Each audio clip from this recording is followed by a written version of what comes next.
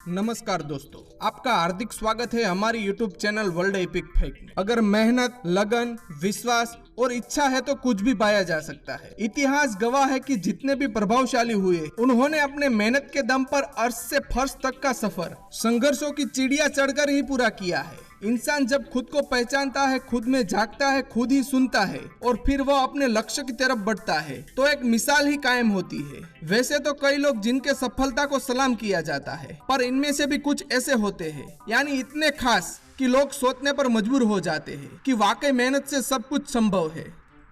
कुछ की सफलताओं की कहानियां तो सामान्य होती है, उनके सुविधाओं के कारण, पर कुछ कहानियां ऐसी होती है जिन्हें सुनकर बिल्कुल हैरत होती है और एक कहावत की पुष्टि हो जाती है, कमल कीचड़ में ही खिलता है।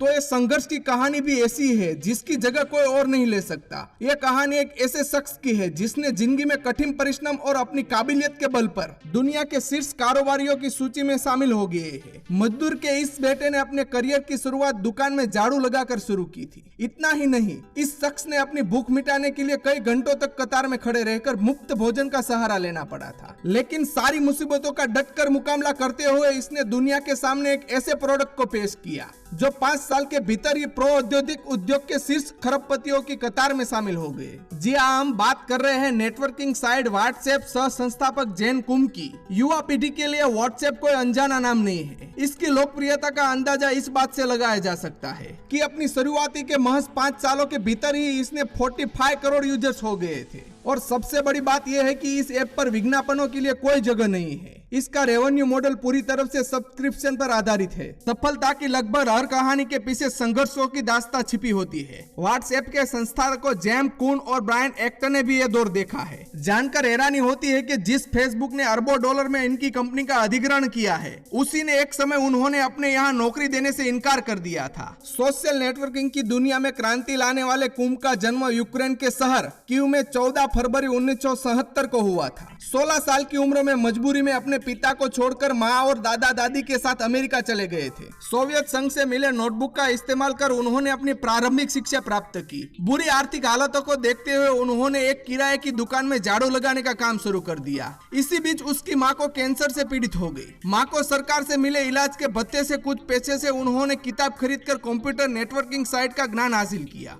और बाद में फिर उन्होंने पुरानी किताबें खरीदने वाली दुकान पर बेच दिया। उसके बाद कुम सिलिकॉन वैली में एक सरकारी विश्वविद्यालय में दाखिला लिया और साथ ही साथ एक कंपनी में सिक्योरिटी टेस्टर का काम करने लगे। इसी दौरान साल 1997 में उन्होंने याहू कंपनी में काम मिल गया और उनकी मुलाकात ब्रायन एक्टन नाम के एक शख्स से हुई जो बाद में उनके बिजनेस पार्टनर भी बने। 9 सालों तक याहू में काम करने के बाद कुम ने लगभग 25 लाख रुपए की सेविंग कर ली और जॉब को अलविदा कह दिया। लगभग 1 साल ऐसे ही बीतने के बाद उन्होंने कुछ नया करने का सोचा। जनवरी 2009 में कुक ने एप्पल का आईफोन खरीदा था, लेकिन उनके जिम की पॉलिसी के अनुसार वो अपना फोन वहां इस्तेमाल नहीं कर पाते थे। फिर उसने स्काइप का इस्तेमाल शुरू कर दिया, लेकिन एक दिन अपना पासवर्ड भूल गए। इस परेशानियों से तंग आकर उन्होंने ऐसे ऐप को दुनिया में सामने लाने के बारे में सोचा जो महज एक फोन नंबर से लोगों को आपस में जोड़कर रखे।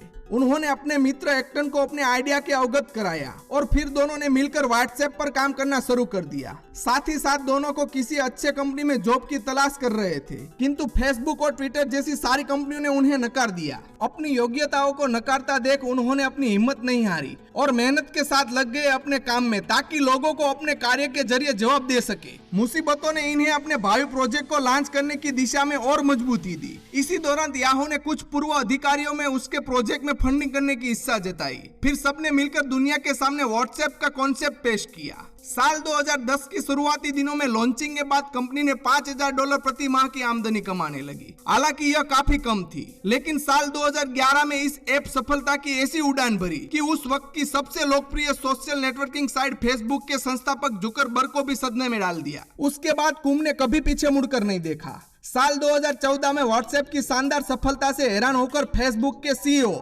जुकरबर्ग ने कुम को फ्रेंड रिक्वेस्ट भेजा। आज कुम भले ही दुनिया के अमीर पूंजियों में शामिल है, किंतु आज भी शुरुआती दिनों में किए संघर्षों की व्यथा उनके जहन में है। जब वो फेसबुक के हाथों व्हाट्सएप की डील कर रहे थे तो उन्होंने उसी स्थान को चुना था जहां कभी अपने माँ के साथ घंटों लाइन लगाकर खाने पाने का इंतजार करते थे। तो दोस्तों, अतीत याद हमेशा रखना आवश्यक है क्योंकि ये हमेशा हमें संघर्ष करने की प्रेरणा देता है। ऐसे ही मोटिवेशनल स्टोरी देखने के लिए देखते रहिए हमारी YouTube channel world epic fact. नमस्कार।